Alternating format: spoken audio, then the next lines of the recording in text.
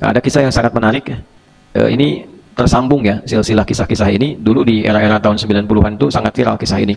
Ada beberapa orang pejuang sedang berjuang di jalan Allah Subhanahu wa taala. Kemudian dalam kondisi mereka di akhir itu kehausan. Yang pegang air itu cuma satu orang, tinggal satu.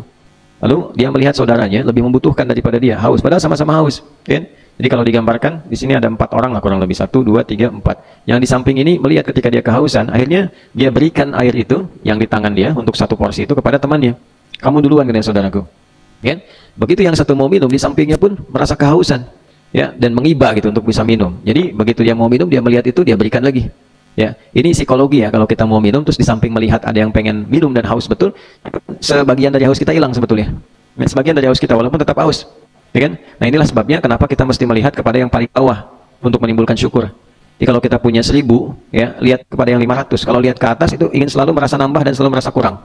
Itu poinnya. Tapi kalau kita melihat yang ke bawah, ya, itu akan menambah pada yang diri kita dan merasakan kenikmatan pada apa yang telah kita peroleh.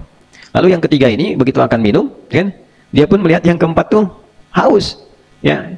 Lalu dia kemudian bagikan kepada yang keempat ini. Nah, menariknya pada bagian yang pertama itu begitu diberikan pada yang kedua, pertama ini kemudian kehilangan kesempatannya minum dan wafat dalam keadaan dehidrasi. Yang kedua juga begitu, yang ketiga begitu, yang keempat juga demikian. Ternyata semuanya meninggal tanpa minum karena keinginannya berbagi pada saudaranya. Bukan karena, ini aspeknya lain ya tinjauannya, bukan karena oh itu salah aja kenapa nggak diminum, bukan itu persoalannya. Ya, persoalannya adalah bagaimana kekuatan mereka yang melahirkan sifat ihsan, ingin cari amalan yang betul-betul Allah cinta, jadi berbagi pada orang sebelum mengutamakan diri pribadinya. Nah, itu sesuatu yang tingkatnya tinggi. Jadi kalau membandingkan itu harus apple to apple, jangan tingkat tinggi dinilai oleh orang rendah, jadi nggak masuk tuh cara berpikirnya, ya. Jadi berpikir kita harus menempatkan sesuai porsinya. Sama kalau kita ingin menilai budaya di masa lalu, nah kita harus lihat landscape-nya masa lalu bagaimana, dilihat pada periode itu, jangan dinilai dengan yang sekarang. Ya, misalnya, misal terapannya. Nabi SAW menikahi Sayyidah Aisyah, ya kan? Dipinggit dalam usia yang sangat belia, kemudian mulai bergaul di usia tertentu, ya kan? Sudah mulai masuk masa remajanya, haidnya dan seterusnya, dan diajari dengan hikmah untuk menambahkan pengetahuan. Lalu tiba-tiba datang orang sekarang mengatakan, oh itu pelanggaran, menikahi anak kecil dan sebagainya. Itu salah berpikir, ya. Itu logika yang salah dan salahnya fatal gitu. Kenapa? Ya ini logika fallacy namanya dalam dunia logika itu. Kenapa? Karena dia menilai konteks dahulu dengan keadaan sekarang, masuk dulu ke kebudayaan waktu itu. Ya, yang paling menarik kan Abu Jahal gak pernah bikin isu Nabi nikah dengan anak kecil, gak pernah Abu Jahal bikin isu, sejahal-jahalnya ya. Padahal itu Abu Jahal gitu. Ya, kenapa? Karena kultur masyarakat pada waktu itu beda dengan sekarang. Sama dengan Kartini, ya, waktu dipinggit usianya berapa tahun? Kan yang lebih luar biasa, nanti lihat di Eropa tuh. Ya, di Perancis bagaimana, di Irlandia dengan Inggris waktu menyatu bagaimana gitu kan. Nah, itu bahkan ada yang paling lebih muda lagi. Saya sempat riset pada yang usia 7 tahun bahkan 6 tahun sudah dipinggit dan kemudian menikah. Itu di era-era itu. Jadi kadang-kadang beberapa masyarakat tertentu di kalangan tertentu ingin menutupi perilakunya dengan menyoal kabar persoalan yang lain yang tidak pada tempatnya. Nah, kembali kepada kita di sini, itu pernah saya bahas dalam pembahasan Sayyidah Aisyah waktu kajian di Bandung di Saf Muslimah. Nanti lebih detail bisa dilihat di situ. Nah, kembalinya ke sini, kalau kita ingin mengukur sifat muhibbin, ya, orang-orang yang mencintai Allah, jangan diukur dengan mukminin, jangan diukur dengan muslimin, itu nggak nyampe. Sama dengan mengukur mukminin pakai muslimin, tidak sama, ukurannya berbeda. Jadi kalau pengen naik level sampai yang ke atas, maka tempatkan cara mengukur kita di level itu. Paham sampai sini? Ya, nah itulah beberapa hal yang nanti kita kalau terbiasa demikian, menempatkan sesuatu, bahasa kerennya bisa menjadi proporsional sesuai dengan porsi yang dibutuhkan. Nah, yang soleh sudah kita pelajari bagaimana orang soleh mencintai Allah. Ya kan? Nah, sekarang bagaimana orang salah berpeluang mendapatkan cinta Allah. Nah, karena standar di awal kan kita katakan cinta Allah ditebarkan untuk semua hambanya. Sedangkan hamba di Al-Quran kan dibagi dua, hamba yang soleh dan hamba yang salah. Dan dua-duanya disebut hamba. Itulah indahnya sifat rahman dan rahim Allah kepada kita semua. Dua-duanya ibad. Dan disatukan di ayat puasa dengan nama yang sama, ibad. Misal, hamba Allah yang soleh disebut ibad, ibadur rahman, wa ibadur rahmanil ladzina yamshuna 'alal ardi hauna wa idza khatabahumul jahiluna qalu salama. Ibad. Hamba Allah yang salah disebut ibad juga. Misal, qul ya ibadi. Tuh, ibadi, hambaku, ada ku-nya tuh. Masih diaku oleh Allah. Masih diaku. Qul ya ibadiyalladzina asrafu 'ala anfusihim la taqnatu min rahmatillah innallaha yaghfiru dzunuba jami'an. Lalu keduanya disatukan di ayat Ramadan di ayat 186. Wa idza sa'alaka ibadi, kan? Kenapa? Karena saat Ramadan itu cuman yang soleh dan salah yang mendekat kepada Allah. Yang soleh minta ditambah kesolehannya, yang salah minta taubat. Karena itu banyak orang taubat saat Ramadan. Banyak orang kembali dalam kebaikan saat Ramadan. Ya? Jadi antara soleh dengan salah mendapatkan porsi yang Sama orang soleh bisa naik tingkat dari mukminin ke muttaqin, ke muhsinin, ke muhibbin. Orang salah pun itu bisa akselerasi bahkan langsung ke muhibbin. Dan banyak sekali orang-orang yang tadinya terpuruk tiba-tiba dapat cinta Allah, berubah mereka. Ada yang jadi wali gitu kan, ya. Wali-wali itu orang-orang soleh maksudnya. Ya, Allah waliyul ladzina amanu yukhrijuhum minadh dhulumati ilan nur. Al-Baqarah ayat 257. Allah menjadi wali bagi orang-orang beriman, maksudnya pelindungnya, penyayangnya. Auliya Allahi la khaufun 'alaihim wa lahum yahzanun. Wali-wali Allah itu orang-orang saleh yang pada level tertentu ada yang tingkatnya sampai tingkat mahabbah, kecintaannya kepada Allah begitu tinggi. Nah, ini poinnya. Nah, saya mau tarik lagi, ada orang-orang yang tadinya terbelakang tiba-tiba jadi hebat, jadi bagus gitu. Ya, dan kalau kita kisahkan banyak sekali. Ya, di era sahabat ada. Contoh misalnya Umar bin Khattab radhiyallahu taala anhu. Itu kan memusuhi Nabi, bahkan menghunus pedang ingin membunuh Nabi. Takluknya cuma sama ya surat Toha, pembukanya Toha, 2 huruf takluk tuh. Ya kan? Tiba-tiba berubah jadi orang yang sangat saleh dan sangat mencintai Allah. Sangat mencintai Allah sehingga Allah berikan juga karomah kepadanya. Salah satu karomahnya nanti kalau kita baca manaqib ulama yang ada di kitab-kitab hadis, Al-Bukhari itu bab terakhir manaqib, keutamaan ulama, di situ kalau pengen jadi ulama betulan, tiru itu. Ya. Kalau pengen jadi ulama betulan, tiru. Kan ada cara mereka ibadah. Saya waktu di akhir-akhir di Tripoli itu, saya kumpulkan amalan 4 imam madhab. Beli khusus untuk tahu Imam Abu Hanifah itu siapa, bagaimana jaga wudhunya dari Isya sampai dengan subuh tuh nggak batal. Kebayang nggak tuh? Ya, sampai orang yang mandikan tuh komennya, aduh kamu ini meninggalkan amalan ya imam yang susah sekali ditiru gitu kan? Susah ditiru. Tuh. Imam Malik keutamaannya apa? Imam Syafi'i keutamaannya apa gitu kan? Khususnya Ramadan, Imam Syafi'i itu Ramadan itu bisa khatam Al-Quran 1 hari itu bisa 2 kali. Nah, sekali lagi, jangan ngukur pada level kita yang gak nyambung. Bagaimana itu? Bagaimana bacaannya? Ya, aktivitas ente aja 24 jam baca Qurannya berapa? Ya kan? Ulama itu sudah nggak ngajar kalau di Ramadan, semuanya dengan Quran. Jadi kalau sholatnya baca Quran, di luar sholat pun baca Quran. Pantas dalam sehari diberkahi oleh Allah. Waktu itu ya, waktu kalau sudah diberkahi itu nggak ada ukuran. Ya, ada orang yang bisa khatam misalnya, menghafal, misal Al-Baqarah, taruhlah ada yang 2 tahun, 3 tahun, 1 bulan, 2 bulan. Kalau sudah berkah, ada yang sehari hafal. Ya, Syekh Al-Misrawi itu yang sekarang terbaik ya dalam memahami bidang tajwid, qiraat dan sebagainya dari Mesir. Sama satu lagi ada Syekh Aiman Rusdi Suwaid ya. Nah, Syekh Al-Misrawi itu hafal Al-An'am dengan Al-A'raf itu cuma 10 hari, 5 hari. Ya kan? Nah, kembali ke Imam Syafi'i, diberkahi waktunya. Kalau pengen lihat waktu-waktu berkah itu nggak kerasa, amal soleh itu dipercepat, terkumpul banyak, waktunya nggak kerasa. Ya. Kadang-kadang ada yang dalam tidur diberkahi seperti Ashabul Kahf.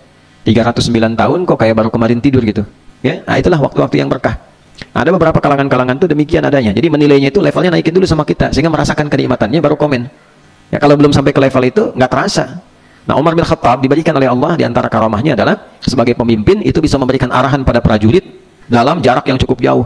Prajuritnya sedang ya berada di zona militer, Umar di tempat lain, tiba-tiba begitu naik ke mimbar, Umar melihat ditampakkan oleh Allah kasyaf dibuka ada pasukan musuh mau mengepung prajuritnya. Kata Umar, naik ke bukit sana gitu ya. Nah, orang-orang yang ada di situ prajuritnya mendengar suara Umar, naik ke bukit pindah dan tidak terkepung. Yang hadirin yang sedang dengar khutbah bingung loh, Umar lagi tema apa kok kemana-mana, gitu kan? Ya bisa saya begini tuh tiba-tiba gitu kan, awas ada Batman, kan bingung di sini ada apa, gitu kan? Misal saja contoh gitu ya. Lalu apa yang terjadi? Yang terjadi kemudian ketika prajurit mereka itu pulang, ya pulang kembali dengan keselamatan dan kemenangan, baru ngobrol mereka. Saya kemarin waktu dalam situasi di medan laga itu, medan perang, dengar suara Umar mengatakan naik ke bukit sana. Barulah terkonfirmasi dengan jamaah yang hadir di masjid itu. Kami pun juga bingung kok di hari itu Umar mengatakan demikian. Nah, ini kalau sudah sampai ke level-level muhibbin itu, Allah berikan kenikmatan-kenikmatan yang lebih, yang memang tujuannya bukan untuk mencari itu. Jadi muhibbin itu kalau sudah masuk ke levelnya, tujuannya bukan untuk tampil memiliki kesaktian, bukan. Ya, saya pengen amalan supaya bisa terbang misalnya, ya kan? Padahal tinggal naik pesawat aja gitu. Nah, itu nggak begitu caranya. Jadi mengamalkan sesuatu bukan untuk mendapatkan kesaktian. Muhibbin tidak begitu. Ya, innamal a'malu bin ya, yang penting cinta Allah. Mau Allah kasih apa terserah, gitu kan? Ya, nggak penting bagi dia. Yang penting saya mengerjakan sesuatu Allah cinta. Bagaimana saya sholat Allah cinta, syariat nggak ditinggalkan. Ya, bagaimana saya makan Allah mencintai saya, sudah.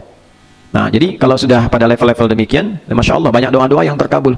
Ya, ada ulama-ulama saleh itu yang kadang-kadang nggak diminta doanya tuh. Lihat ada seorang alim saleh luar biasa, ilmunya banyak, takwanya tinggi, termasuk muhibbin. Ya, apa yang terjadi begitu lewat? Ada seorang bapak yang matanya buta, ya kan? Terus kata temannya yang satu, nanti ada ulama, ya alim si fulan akan lewat tuh. Dia dekat banget sama Allah. Coba kamu sapa ketika lewat, minta. Jadi begitu ulama itu lewat, alim itu lewat, dikasih tahu, dipanggil, ya fulan, saya minta tolong, mohonlah pada Allah supaya Allah menyembuhkan mata saya. Ya, itu cuma 2 kalimat aja gitu yang disampaikan. Ya, semoga Allah menyembuhkan matamu. Gitu aja. Terbuka lagi, sehat kembali. Ya, jadi orang-orang, tapi bukan itu yang dicari, bukan supaya kalau berdoa begini, kalau menatap begini, kalau melihat Pak Endang Darmaji langsung kelihatan apa isi kepalanya, keinginannya apa gitu. Nah, bukan itu yang dicari, bukan itu. Jadi puncak ketinggiannya adalah kepasrahannya untuk meraih cinta Allah Subhanahu wa Ta'ala. Dan biasanya orang-orang begitu nggak pamer, ya, nggak buka praktek gitu, ya, dan tidak terlalu royal untuk memberikan informasi, biasa-biasa saja, ya. Jelas sampai sini? Baik. Nah, pada aspek-aspek demikian kita dapatkan ada orang-orang yang dulunya larut dalam kesalahan, tapi kemudian melimpah dalam kesolehan. Ya, kalau di kita yang dengar cerita-cerita di masa lalu, ulama-ulama kita misalnya ya tidak luput juga dari pantauan kita. Misal yang sering kali viral gitu kan, Sunan Kalijaga itu, ya, apa latar belakang sebelumnya? Bagaimana Allah kemudian memuliakan derajatnya dan sebagainya. Atau juga yang lain-lain yang bisa kita dapatkan, ustadz-ustadz, ada yang dulunya kan aktif di dunia yang tidak mudah. Ya, misalnya dulu yang populer Anton Medan saya kan. Nah, siapa sebelumnya? Lalu Allah angkat pada nilai kebaikan. Artinya, orang-orang yang ingin berubah menjadi lebih baik itu pasti diberi peluang oleh Allah untuk kembali pada kemuliaan. Nanti hebatnya begini. Kisah masa lalunya itu menjadi hikmah. Ada orang yang masa lalunya kelam jadi bincangan. Siapa? Dia emang dulunya juga begitu, pantas dia perampok, dulunya penyolong. Kan? Terus itu begitu tuh. Nah, kalau ini enggak. Jadi walaupun dulu misalnya pernah mabuk, dulu pernah begini begitu, jadi hikmah. Jadi kisah kebaikan yang menginspirasi. Itulah hebatnya ketika seseorang yang salah itu mendapatkan cinta Allah, maka bagian-bagian hidupnya berubah menjadi kebaikan. Tapi nanti cinta itu saat diturunkan levelnya tadi, naiknya sampai mana tuh? Apakah petunjuk awal jadi mukminin, naik jadi muttaqin, muhsinin, atau pada puncaknya jadi muhibbin yang betul-betul mengharap cinta Allah Subhanahu wa Ta'ala. Baik, kita masuk pertama di Quran surah kedua Al-Baqarah di ayat 223. Sudah? Dari 222 dulu, 222, nanti ke 223. Walaupun ini persoalan tentang masa-masa sucinya dan pergaulan antara istri dan suami, tapi nanti di dalamnya ada poin-poin kebaikan yang mengisyaratkan pada sifat-sifat kesolehan untuk mendapatkan cinta Allah. Lalu nanti ayat 223-nya adalah kesadaran menjaga itu minimal dengan takwa untuk persiapan pulang menghadap Allah. Ya, barulah diberikan kabar gembira dengan level keimanannya. Sudah? Baik, di ayat 222-nya dibuka dengan wa yas'alunaka 'anil mahiyid, gitu kan? Nah, lihat ke ujungnya, langsung ke ujungnya. Atau kita baca dari awal supaya ada ketersambungan yang baik. A'udzubillahi minasyaitonir rajim. Bismillahirrahmanirrahim. Wa yas'alunaka 'anil mahiyid, qul huwa adhan fa'tazilun nisaa'a fil mahiyid wa la taqrabuhunna hatta yatahharna. Ada? Fa idza tatahharna fa'tuhunna min haitsu amarakumullah. Nah, makanya di situ wakaf lebih bagus. Qaf dengan lam, ada alif. Wakaf aula, singkatan. Qaf, lam, kemudian ada alif, singkatan dari wakaf aula. Berhenti lebih bagus. Karena dari segi makna ada korelasi, tapi nanti ada makna kedua yang sifatnya lebih umum. Itu maksudnya. Kalau sod, lam, alif, sola, tulisannya, wasola aula, disambung lebih bagus. Karena walaupun ini ada jeda untuk berhenti, membuka makna baru, tapi makna dengan sebelumnya tersambung lebih bagus. Ya, contoh begini misalnya. Ya, ini kan tentang ada orang minta fatwa, kan? Tentang istri yang sedang dalam kondisi haid, masa liburnya, bagaimana pergaulan dengan suaminya. Secara singkatnya, tunggu biar bersih dulu, kan? Tunggu biar bersih dulu, biar bersih, biar sehat semuanya, karena itu kan sedang mengeluarkan bagian dari darah-darah kotor, ya, ada satu bagian dari ovum yang tidak terbuahi, kemudian juga kotor keluar. Nah, di masa-masa kotor itu berpengaruh kepada bagian tubuhnya, baik secara emosional, secara pikiran dan sebagainya, tidak stabil, ya. Kemudian dalam bagian tubuh juga itu masih dibersihkan. Jadi tidak baik ada hubungan antara suami dengan istri di fase-fase itu, karena nanti dampaknya banyak, baik itu di dalamnya kotor ataupun di luarnya banyak secara emosi yang tidak stabil. Aja, ya, ketika ketemu pasangan hasrat, ingin dan sebagainya itu yang menjadikan, ya, walaupun tidak terjadi hubungan seksual, kan, tapi kadang-kadang pendekatan-pendekatan itu ada sehingga berpotensi melahirkan hal-hal yang kurang bagus. Disitulah kemudian muncul terakhirnya taubat. Innallaha yuhibbut tawwabin wa yuhibbul mutatahhirin. Kalau kamu ada kesan pengen melanggar itu, perbaiki, taubat itu kan.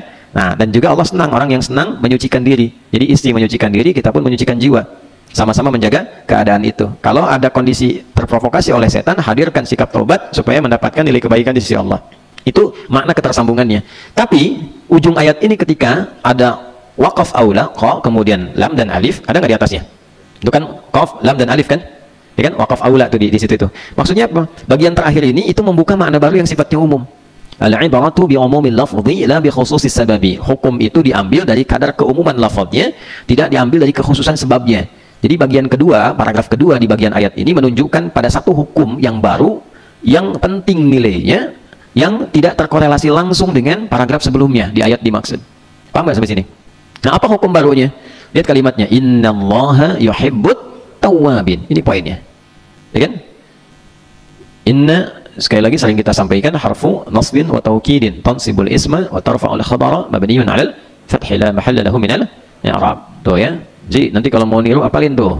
Mana Fajri? Jadi syahid. Kalau mau niru apalin tuh ya. Inna harfu nasbin wa taukidin tansibul isma wa tarfa'ul khabara mabniyun 'alal fathi la mahalla lahu minal i'rab. Secara singkatnya adalah huruf yang berfungsi untuk menguatkan dan melahirkan hukum nasab. Dalam bacaan nasab itu kalimat berikutnya harokatnya fathah kalau dia mufrad. Ya, kalau jama' dia bergantung. Kalau mudzakkar salim maka ada ya sebelum nun. Ya kan? Innal muslimin, ya kan? Innal mu'minin dan seterusnya. Kalau dia jamaknya misalnya muannats salim, ya, maka di ujungnya adalah kasrah. Ya, innal muslimina wal muslimati. Ya, mu'minina wal mu'minati. Jelas ya? Baik, itu pakai inna. Tapi dalam hal makna fikih lughah artinya menanamkan sesuatu dengan kuat. Tancapkan, nasaba. Sering saya katakan, nasabar rajulu asahu fil ardi. Seseorang menancapkan tongkat itu dengan kuat sehingga tidak goyah. Jadi kalau ada inna membuka satu kalimat dalam Al-Quran, maka tancapkan informasi di ayat itu pada jiwa kita dengan kuat. Jangan sampai goyah. Ya, jangan sampai goyah. Itu pesan Allah. Karena saking pentingnya, tancapkan jangan goyah. Kan? Innallaha, tancapkan pada hatimu jangan sampai goyah. Kuatkan pada jiwamu. Sungguh Allah itu yuhibbut tawwabina. Ya, amat konsisten mencintai. Penting ya, amat konsisten mencintai. Karena itu fi'il mudhari'. Ya, liifadatil hadir wal istimrar wal mustaqbal. Fi'il mudhari itu fungsinya menghadirkan yang sekarang, terus membersamai, konsisten, dan juga ya hadir di masa depan. Jadi maksudnya sekarang, terus sampai kapanpun. Present, continuous, and future. Ya, itu bahasa Inggrisnya kurang lebih demikian. Jadi yuhibbu, sekarang akan mencintai kalau engkau melakukan ini. Kalau engkau terus menjaga itu, Allah pun konsisten mencintaimu. Sampai kapanpun, sampai nanti engkau pulang kepada Allah, engkau pulang dengan status yang sangat dicintai. Nah, siapa yang meraih ini? At-tawwabin, orang-orang yang senang taubat. Ya, orang-orang yang senang apa? Taubat. Nah, taubat itu kan identiknya biasanya awalnya dengan salah kan? Ya kan? Mengapa kita sering bertobat? Karena memang sering salah. Mata sering salah lihat, dihitung. Lisan sering salah bicara, telinga sering salah dengar, diakumulasi. Begitu malamnya mau tidur sadar kita kan? Makanya kita istighfar. Nah, istighfar itu dengan kesadaran. Kalau istighfar biasa dengan lapang rutinitas saja, nah itu bagus sebagai karakter membentuk istighfar. Tapi kalau di istighfar itu diisi dengan sifat cinta untuk mencintai Allah, nah ini peluangnya dapat ini. Itu. Ya, dapat cinta Allah. Nah, salah satunya apa? Dengan kesadaran telah berbuat salah. Coba kalau mau tidur tuh istighfar. Pernah nggak? Istighfarnya gini misalnya, yang istighfarin mata nih. Terus diingat-ingat tadi salah siapa? Mata salah lihat apa? Ya kan? Telinga salah dengar apa, Pak? Otomatis pasti kita merasa. Pasti itu. Dalam keseharian ini tuh pasti merasa. Jadi ketika akan tidur kemudian istighfar, kita merasakan begitu disebutkan astagfirullah. Coba latihannya begini ya. Misal, astagfirullahaladzim, astagfirullahaladzim, astagfirullahaladzim. Terus diurut tuh, mata, telinga, lisan, sampai ke kaki. Itu hasilnya beda. Dengan sekadar kita astagfirullah, astagfirullah, astagfirullah. Beda hasilnya. Lain. Ya, nah ini poin. Kalau taubat itu dilakukan untuk mendapatkan cintanya Allah dan berlangsung konsisten. Taba, kan? Taba. Kalau terus berlangsung, tawab. Kalau banyakkan, tawabun. Kalau jadi objek dari Allah untuk dicintai, tawabin. Jelas? Taba yatubu. Ya, kita tasrifnya yang benar. Ya, tasrifnya. Jadi ngajinya nggak patah-patah. Ngaji patah-patah itu dengar, lompat, ya kan? Makanya waktu menasrif itu tasrifnya kemana-mana. Taba yatubu yutuban, ya kan? Pas baka Facebook bukan. Instagramnya ya Instagraman, ya. Ya kan? Allahu Akbar. Jelas? Baik. Taba yatubu, ya, taba itu bertobat, kembali kepada yang baik. Taubat itu kembali jadi baik, kembali ke yang baik. Asalnya gini, ini jalan misalnya lurus nih. Terus belok, jalannya salah. Balik lagi ke jalan yang benar itu, lurus lagi. Nah, ini taubat namanya. Jelas? Nah, jadi mengembalikan kita kepada track yang benar, itu taubat namanya, bahasa singkatnya. Paham ya? Insyaallah ya. Nah, orang yang selalu mengoreksi bagian dirinya supaya berada pada fungsi yang benar, itu naik jadi tawab. Tawab, terus koreksi diri tiap hari. Sempurna sih nggak akan mungkin. Fala tuzakku anfusakum. Jangan menilai diri paling suci. Nggak ada yang sempurna. Pasti ada yang salah, sepanjang manusia. Nah, bedanya kalau Nabi dengan Rasul punya sifat maksum, dijaga oleh Allah dari kesalahan itu. Ya, jadi langsung ada penjagaan Allah. Kalau kita diberikan potensi oleh Allah untuk menjaga diri, dikasih petunjuk, ya. Nanti makanya Nabi mengatakan istafti qalbak. Dalam qalbun ada apa? Ada takwa. Nah, takwa itu mesti hidupnya pakai iman. Latihannya dengan amal soleh supaya takwanya muncul. Karena itu kalau sudah sering amal soleh, sinyal takwa kuat. Jadi begitu ada provokasi setan berbuat maksiat, takwanya langsung muncul. Jangan lakukan. Itu setan. Kan? Coba kalau nggak percaya itu silakan naikkan level ibadahnya, rajin gitu, ya. Nanti begitu ada yang mungkar provokasi dari setan itu, nah takwa berfungsi sebagai nahyu, mencegah itu, jangan kerjakan, jangan lakukan. Nah, kalau takwa tidak dilatih dengan amal soleh, sinyal imannya meredup. Itu yang menjadikan orang-orang yang jarang ibadah itu mudah dan rentan terkena maksiat. Ya, ada yang level kedua, kan yang diaktifkan dalam takwa iman. Ada orang ibadah tapi tidak mengaktifkan iman. Ya, artifisial aja, cuman luarnya aja kelihatan gerak-gerak, imannya nggak aktif. Sama dengan begini.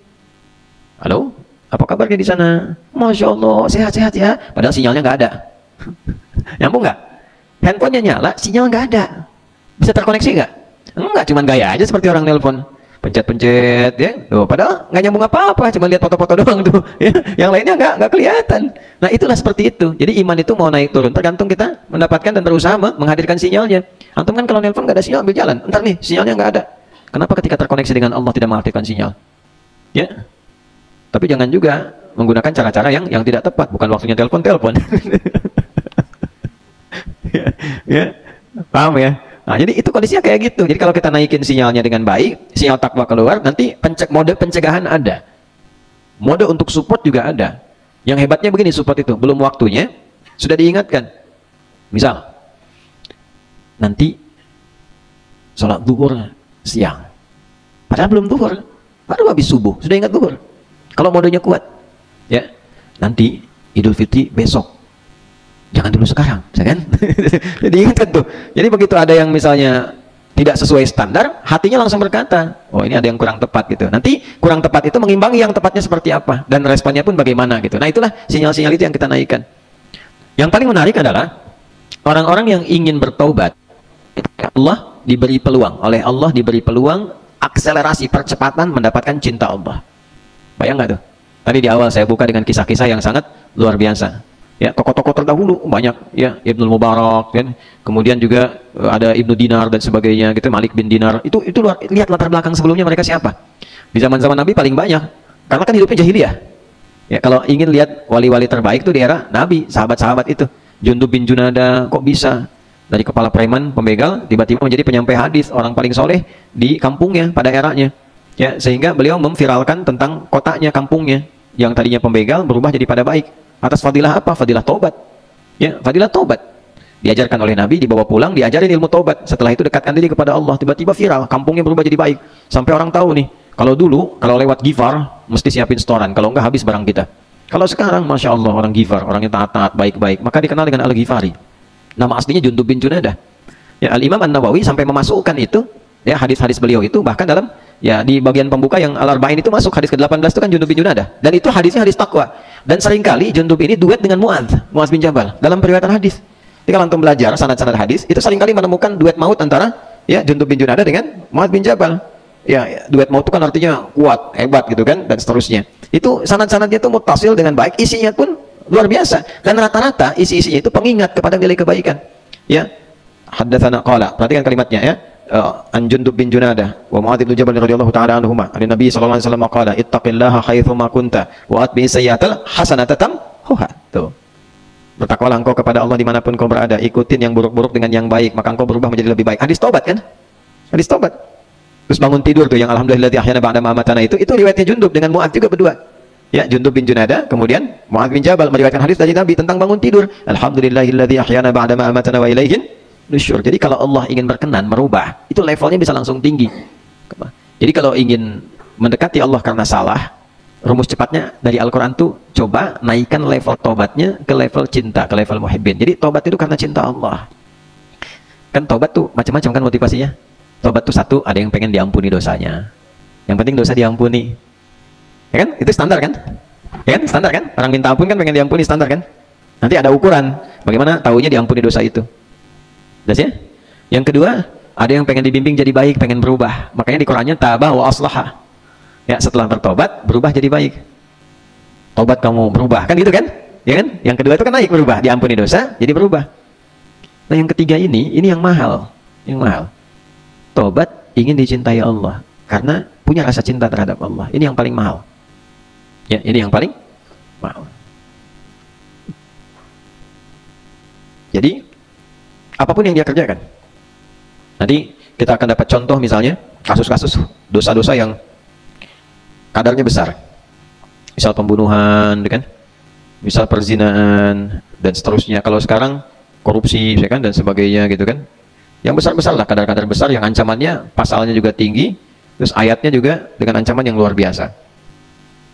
Apa yang terjadi? Itu ketika seseorang ingin mendapatkan cinta Allah. Jawaban pertama Allah kepadanya, hambaku.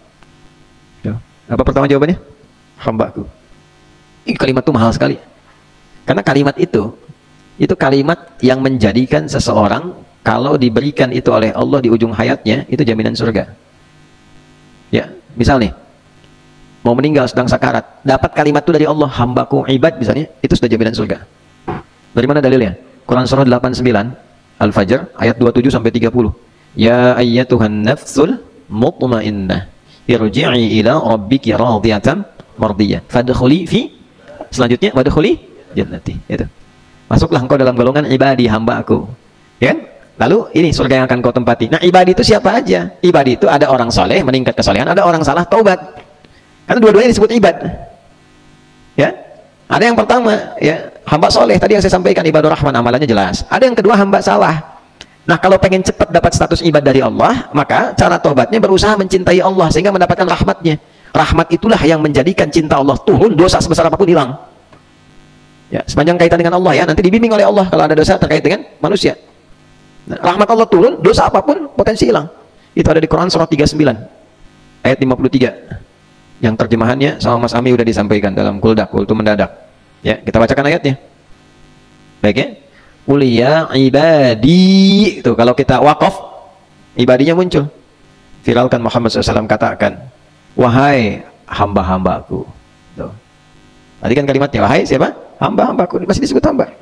Qul ya ibadiyalladzina asrafu ala anfusihim. Aku tak peduli engkau laki-laki, perempuan, besar, kecil, tua, muda, kaya, cukup.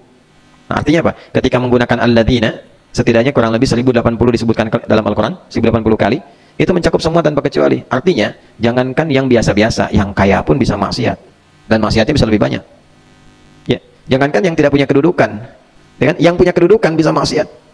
Jangankan yang ilmunya standar, ustadz, kiai, bisa maksiat. Bisa maksiat. Ya, dan pada titik tertentu maksiatnya tinggi, level tertinggi. Ya, berapa yang kita dapatkan oknum-oknum pengajar melakukan pelecehan pada santri misalnya, ya kan?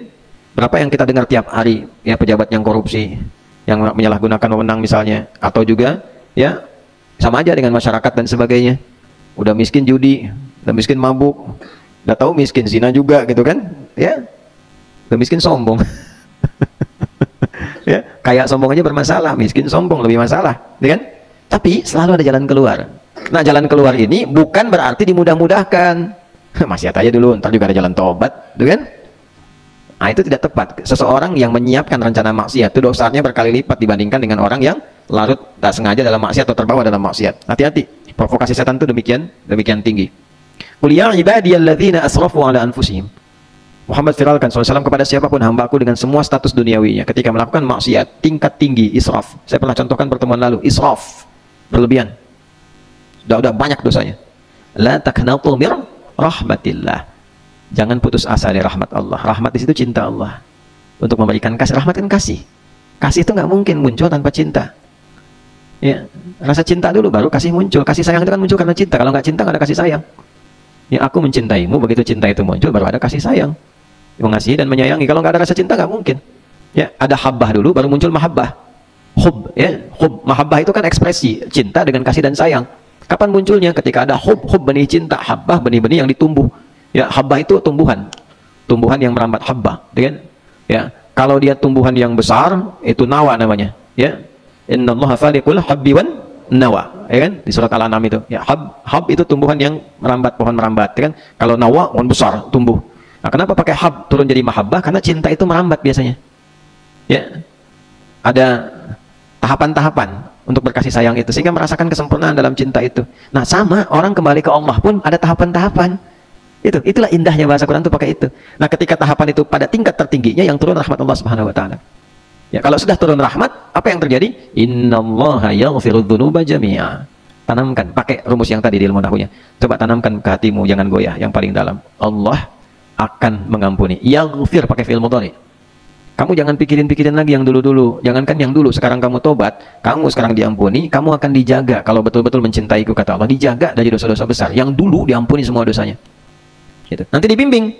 Kalau dosanya kaitan sama Allah, langsung gugur. Langsung gugur. Tinggal nanti amal soleh meningkat. Untuk nutupin, dikasih hidayah oleh Allah. Kasih hidayah. Ya, kasih hidayah.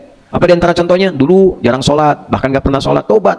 Tobatnya dengan rasa cinta pada Allah, diterima tuh tobatnya. Nanti didorong untuk meningkat amal solehnya, naik ibadah sunnahnya. Pengen ganti yang dulu-dulu gitu. Ada rasa itu. Nanti kalau kaitan sama manusia, dibimbing supaya selesai dengan manusianya. Dilapangkan hatinya untuk minta maaf. Gitu. Karena beda urusan sama Allah dengan urusan sama manusia itu. Kalau dengan manusia, 2 tahap nanti. Sama Allahnya selesai, sama manusia belum, masih gantung. Masih gantung. Makanya urusan manusia itu rumit. Sama Allah itu lebih gampang. Ya, rumit itu kenapa? Karena 2 tahap. Kalau sama Allah, sama pencipta. Sama manusia, 2 tahap. Sama yang diciptakan Allah, kaitan dengan Allahnya juga. Gitu kan? Allah bikin hukum, apa hukumnya? Kalau dengan urusanku aku ampuni, kalau dengan dia kamu taklukkan dulu nafsumu, selesaikan dengan dia, baru turun ridho dariku. Tuh. Jadi kalau belum selesai masih gantung. Ya, makanya ini sering nih saya perbaiki ya persepsinya. Pemahamannya diperbaiki dulu. Jangan dikira kalau sudah selesai puasa itu tiba-tiba kosong-kosong. Ya. Bisa-bisa 10-0 itu. Hah? Kosong-kosong itu kapan terjadi? Dengan 2 hal tadi. Ya, hubungan dengan Allah baik, hablum minallah. Hubungan dengan manusia baik, hablum minan nas. Jadi kalau misalnya hubungan dengan Allah baik, dari antara 2 dengan 0 itu 1 selesai. Nah, dengan manusianya kalau belum selesai masih 0-1. Jelas? Itu harus diperbaiki. Perbaiki. Dan itu ketika menyampaikan pun jelas apa masalahnya. Ya, nggak bisa untuk bikin umum. Maafkan ya kalau memang ada salah.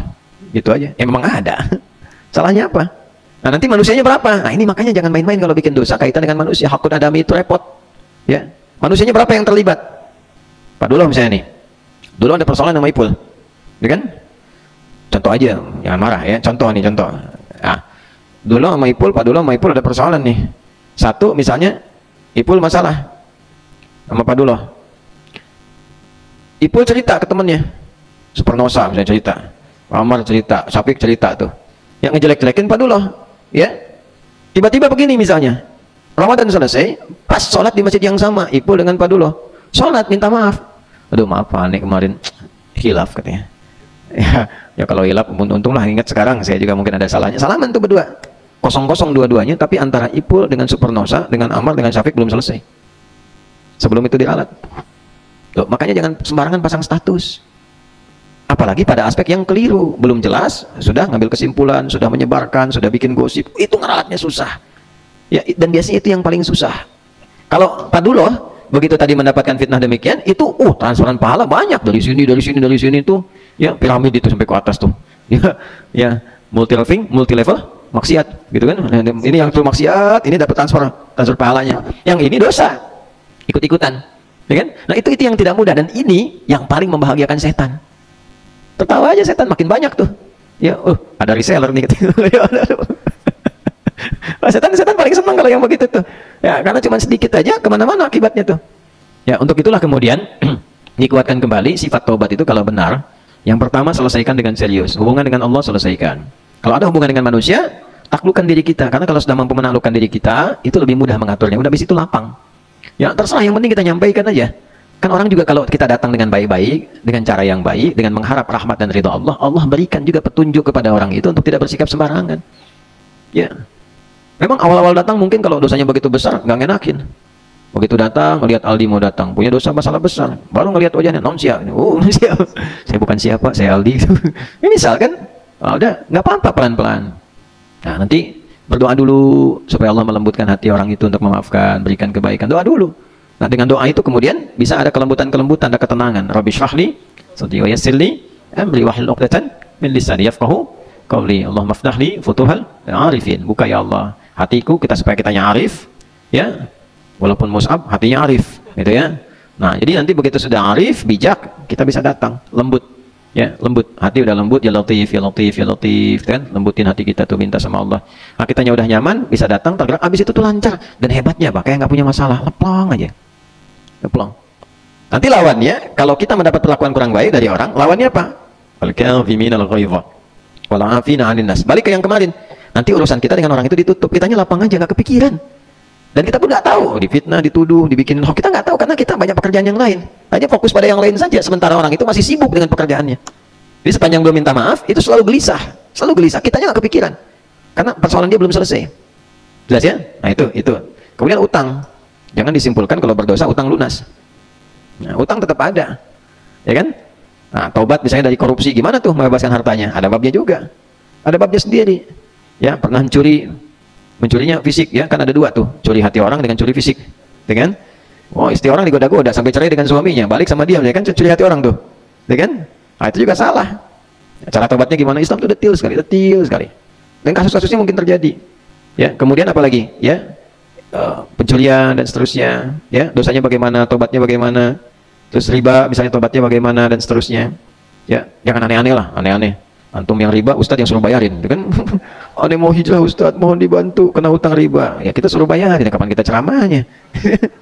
Tobat dulu yang benar, ikhtiar dulu. Jangan datang ke Ustadz suruh bayarin, gitu kan? Ya berikan Ustadz kesempatan membimbing lewat ilmunya. Antum ikhtiar. Ya kalau nggak ikhtiar, nggak yakin sama Allah, belum muncul mahabbahnya. Yang punya rezeki siapa? Allah. Minta doa sama Ustadz. Bayar, cari sendiri, ikhtiar dulu. Ya, datang ke Basnas, datang kemana, konsultasi. Ya, ada sekarang paket lengkap Ustadz itu. Udah ngajar pulang diketok, malam ditungguin, gitu kan? Wah. Tapi alhamdulillah, artinya ada kesadaran, ya. Walaupun cara masih belajar dengan yang lainnya. Nah, itulah mahabbah, untuk mendapatkan rasa cinta. Makanya kita saling mendoakan, termasuk orang-orang yang ada di LP misalnya, lembaga pemasyarakatan, kita doakan tiap hari, doakan supaya mereka jadi baik, dapat cinta Allah, gitu kan? Sehingga keluar jadi baik lagi. Ya, dan bersyukur karena diisolasi supaya tetap belajar pada kebaikan. Kita doain, jangan pelit berdoa, doa kan nggak bayar. Ya, Allahumma ighfir lil muslimin wal muslimat, itu masih umum, satu-satu. Ya Allah, doain. Ya, pemimpin doakan, ulama doakan, rakyat doakan. Ya Allah, siapa di lingkungan kita berikan hidayah. Ya, orang-orang berlaku maksiat, ya Allah terima taubatnya.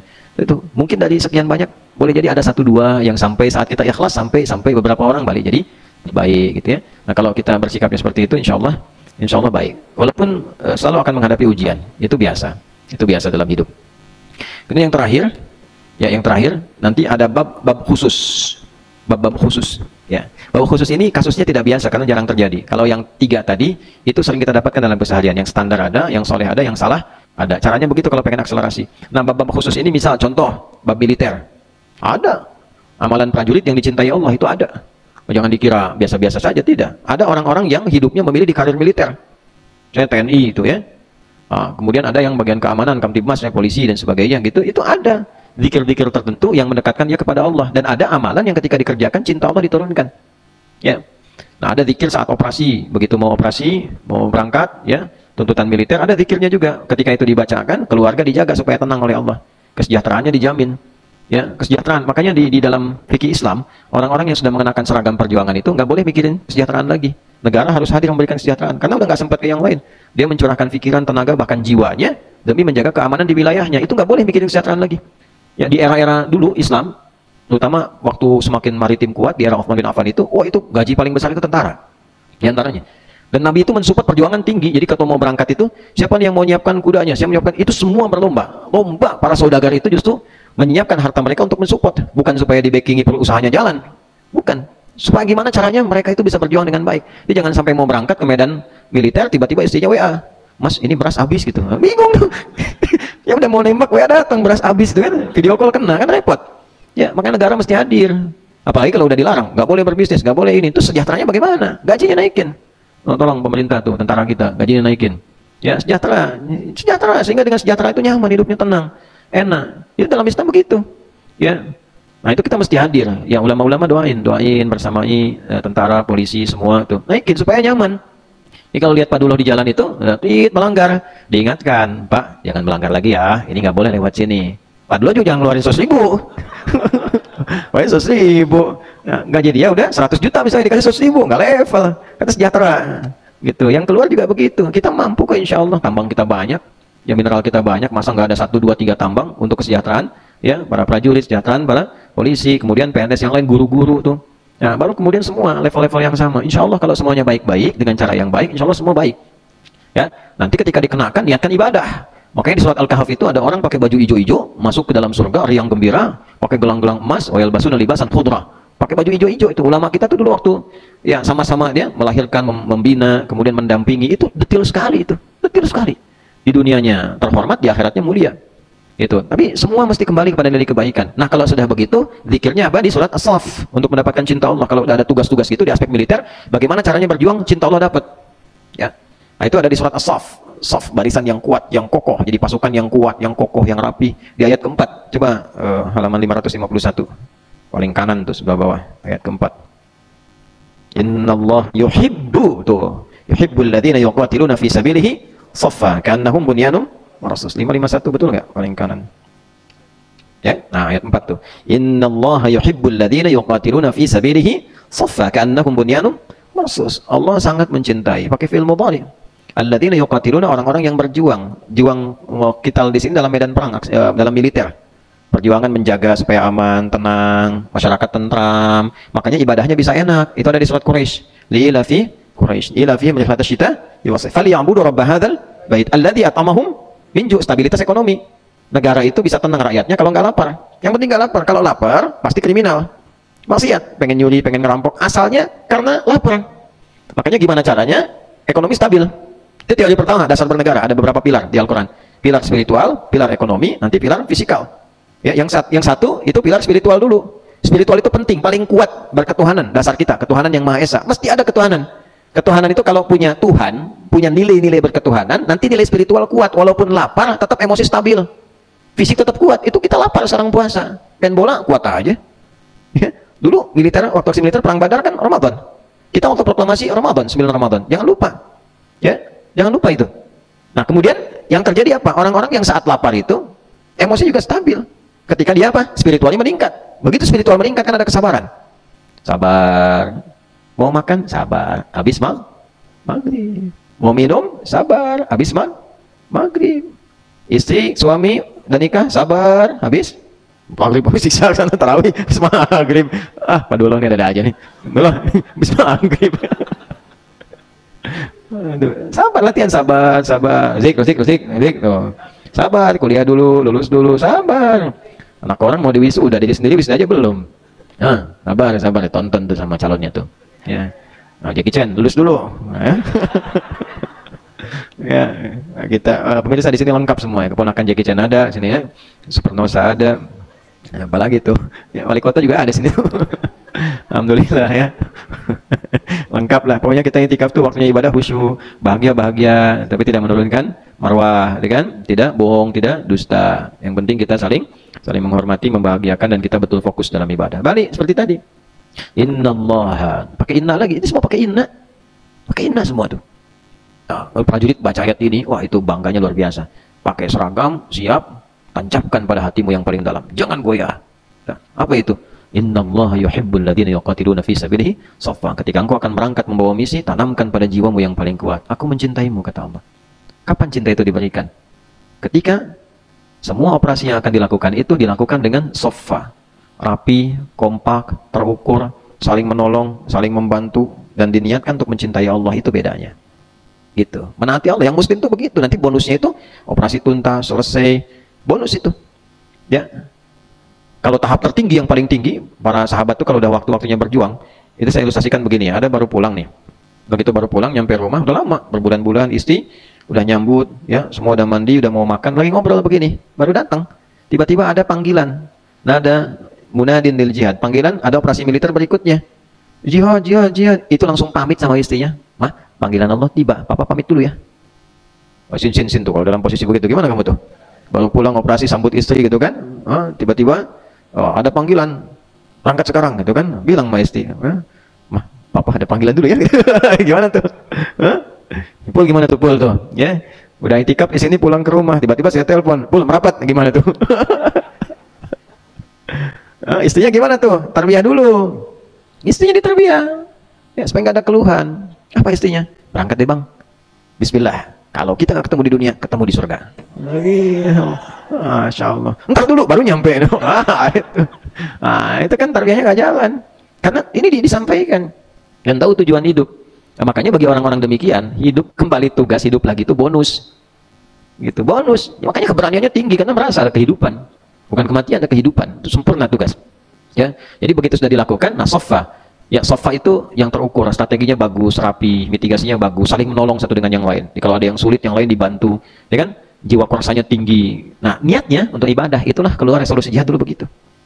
Ya, jadi di Islam itu udah pasti kalau orang Islam pasti mencintai negaranya. Gak bisa dipisahkan, Islam dengan doktrin cinta negara itu gak bisa dipisahkan. Jadi kalau ada kejadian, wallahu alam, dan kita berlindung dari itu ya, ada gawat misalnya negara nih, itu yang pertama berdiri garis depan, pasti orang Islam. Karena kita punya doktrin ini. Dan itu bagian dari mahabbah kita kepada Allah. Dari mahabbah kita. Wih, bergerak, preman yang mabok aja bisa jadi biat, bisa bilillah gitu. Yang tatoan tuh bisa keluar. Nabi dilecehkan, jangankan yang biasa, yang tatoan yang mabuk bisa keluar tuh, siapa yang hina Nabi gitu kan? Gitu. Cintanya tinggi. Ya, alhamdulillah, makanya tuh jangan pernah lihat orang dengan perilaku maksiat yang ada, lihat dengan kesempatan dia taubat. Bi'aini rahmah, dengan kacamata kasih sayang. Kalau udah begitu tuh kita ke semua tuh sama rata. Hadir kita bersamai. Ada orang kurang, hadir. Ka'annahum bunyanun marsus, seperti bangunan yang kokoh. Bangunan itu kan saling melengkapi. Kita ada zeninya, ada armednya, kan, sifat sosialnya, perlengkapannya, ada darat, laut, udara, semua. Nah, itu kompak, rata. Masyarakat juga membersamai, namanya manunggal bersama rakyat, manunggal bareng-bareng. Ya, kalau ada yang kurang, anggaran kurang dari atas, kurang pas, datang. Kita yang berlebih, siapa? Kumpul. Ulama doain, teman-teman yang punya, ya saudagar-saudagar fasilitasi. Ya, yang usaha-usaha itu jangan pamrih, jangan digunakan hanya untuk jaga. Orang udah latihan berbulan-bulan, tahun-tahun latihan perang, suruh jagain toko. Ya? Nah, jagain perusahaan, suruh begini begitu, nggak begitu caranya, support, kan? Jangan transaksional, jiwanya itu jangan sampai dibeli gitu ya. Nah, walaupun kemudian ada hal-hal demikian untuk membantu, niatkan juga supaya stabil, sehingga sifat saling membantunya menjadi baik. Ya, jangan melayani pada sesuatu yang buruk. Kalau sudah begitu, apapun yang dikenakan itu nilainya cinta Allah turun. Nah, terus antum nih murid-murid yang jadi pejabat ke atas itu, nah itu disupport, siapkan, harus tahu paham hukum ini, paham. Oh, petugas guru, sejahterakan guru supaya ngajarnya nggak nyambi-nyambi, sehingga murid ilmunya setetes-tetes. Ya, setetes di sini, setetes di sana, nggak nyambung. Ya, baru ngajar di sini anaknya teriak, SPP belum dibayar, Pak. Akhirnya pamit sebentar waktu istirahat, ngajar les dulu. Balik lagi. Ya, di sini ngelas, di situ ngeles, gitu kan? Jadi nggak nyambung. Lasan belum selesai udah ngeles ke sana. Ya, akhirnya ditanya, "Dari mana, Pak?" Jawabannya ngeles. Ya kan? Jadi nggak nyambung, ilmunya nggak utuh. Sama, ya. ASN itu kan ada 3. Ya. Satu siapa? Ada guru kan, pengajar dan seterusnya. Kemudian TNI, Polri. Yang ketiga kan di birokrasi, sama-sama semua itu. Nah, sifat-sifatnya beda-beda. Nah, rakyat-rakyat ini kalau sudah itu baik, kita juga jadi sejahtera, terdorong. Insya Allah ya. Makanya awalnya itu kenapa ketuhanan dulu? Karena dengan berketuhanan itu turunan yang berikutnya muncul semua. Ya, manusia itu bisa adil dan beradab kalau merasa ada Tuhan. Kalau nggak ada Tuhan, nggak merasa ada Tuhan, itu mohon maaf, adab nggak akan muncul. Ya. Ojek jalan sama calonnya tuh, nggak bertuhan misalnya tuh, nggak bertuhan, bukan cuma naik beca berdua, tukang beca selasan, nggak ada. Bukan cuma itu, ya begitu jalan yang dilewati misalnya sepi, ya, suasana hutan dan sebagainya, nggak merasa ada Tuhan, itu berubah. Ya, Rozik yang kelihatan sekarang seperti seorang dai bisa jadi monster saat itu tuh, karena hilang, nggak ada Tuhan, nggak merasa ada Tuhan, bebas melakukan apapun. Karena itu di tempat-tempat yang merasa nggak bertuhan, maksiat itu biasa aja. Tapi ketika bertuhan, ketuhanan yang Maha Esa, punya Allah kita, ada kontrolnya. Disuap pakai surat sendirian, uangnya nempel, merasa punya Allah, ada Allah, malu, enak, ya kan? Sama anak orang nggak sembarangan gitu, ya nyaman kita, merasa ada Allah. Nah, itu berketuhanan baru muncul adab. Adil tuh nggak bisa optimal kita. Supernosa anak 2, apakah bisa adil pada keduanya? Belum tentu. Sama istri bisa adil? Belum tentu. Tapi kalau punya Allah dibimbing kita, gimana menyikapi, gimana membawa, gimana menempatkan, itu poinnya. Ya, kita bersatu. Kalau yang bukan menggerakkan sifat ketuhanan, nggak akan bisa. Ikhtiar kita aja itu pasti punya kompensasi. Sekarang mau nyatu begini, bayarannya apa? Dapat apa gitu. Tapi kalau kita lakukan lillah, nggak ada bayaran, semua kuat. Ya, hikmah itu datang, sifat bijak itu. Kemudian musyawarah bisa adil. Kalau semua punya sifat ketuhanan, kalau enggak, musyawarahnya punya kompensasi. Kumpul-kumpul transaksi, saya dapat apa, kamu dapat apa. Tapi kalau kita bertuhan, yang di bawah maslahat, titik temunya kemaslahatan. Kita kumpul ini, kebaikannya apa untuk orang di luar kita. Baru muncul keadilan. Itulah 5 sila tuh. Ketuhanan yang maha, kemanusiaan yang adil dan nggak ada. Persatuan, kerakyatan yang dipimpin oleh hikmat bijaksana dalam permusyawaratan, perwakilan, keadilan sosial bagi seluruh rakyat.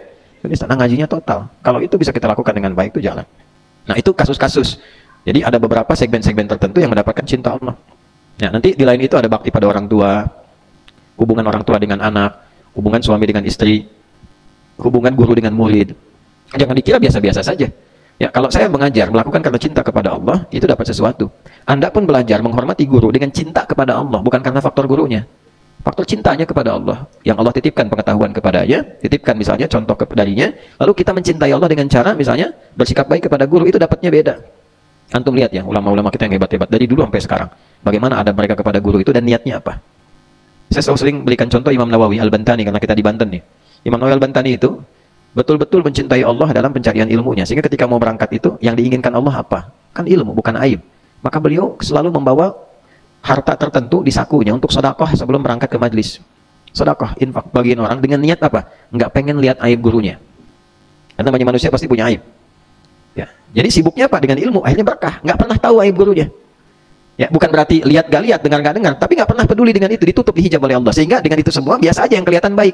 Nah, sehingga muncul kaidah dalam ilmu adab. Kalau kalian ngaji adab, kita ngaji adab, ada kaidah, kan? Perilaku guru itu selalu harus ditakwilkan oleh muridnya sepanjang yang bisa ditoleransi. Ya, bukan pelanggaran maksiat betulan. Ya, guru bersikap buruk kepada santriwati, udah tahu pelanggaran, ditakwilkan, oh itu mungkin ingin memberikan energi tertentu. Bukan itu, ya maksiat itu namanya. Jelas ya? Nah, tapi kalau kita lihat misalnya sesuatu sikap yang kadang-kadang begini, dalam posisi apa seperti itu, lihat, cek, wajar atau tidak. Ya? Nah, demikian adanya kalau kita bisa berlihat baik, dan nanti aspek berikutnya keberkahan. Keberkahan itu bisa dipakai di luar majlis. Ya, luas, sifatnya luas. Nah, itu koreksi untuk kita semua, termasuk untuk saya pribadi. Makanya saya sering katakan hal-hal yang kurang baik, kurang sepakat atau apa, kalau masih dalam konteks perbincangan didialogkan. Tapi kalau merasa berbeda, tidak usah saling mencela. Ya, termasuk dengan guru-guru yang lain. Ya, dengan guru-guru yang lain ada kebaikan, silahkan diambil, dilihat. Ya, tapi kalau bicara hal-hal yang kita tidak sepakat, ya sudah, ditinggalkan pada aspek itunya. Yang lainnya dihormati. Jelas ya? Sampai di situ. Sehingga membuka jiwa kita tuh selalu stabil dalam kebaikan. Gak ketemu orang, kok aneh, orang ngaji jadi putus silaturahim. Ya, ngaji kok dia nggak bisa komunikasi, ngaji nggak bisa salaman, ngaji dulu orang ngaji jadi tersenyum, sekarang ngaji orang cemberut misalnya, berarti ada yang salah, ya kan? Nah, itu hal-hal yang tidak boleh terjadi di sini. Kalian ngaji yang betul, ya. Ketemu orang bersikap yang baik, ya bersikap yang mulia. Beda pendapat hormati. Kalau memang itu di luar dari batas-batas standar, cara menyampaikannya yang lembut. Nabi Musa aja ketemu Firaun oleh Allah diperintahkan lembut, ya ketemu dengan Haman juga diminta untuk dialog yang elegan. Masa kita berhadapan dengan orang-orang yang tidak seperti itu, kemudian sikap-sikap kita tidak demikian. Nah, itulah level-level muhibbin. Ya, belajarnya karena cinta pada Allah atau karena pengen pintar. Kalau pengen pintar aja nanti penuh dengan dalil, tapi ekspresi dalilnya tidak optimal. Ya, jadi muslim yang maksimal. Ya, bukan hanya ganteng maksimal, tapi ya muslim maksimal.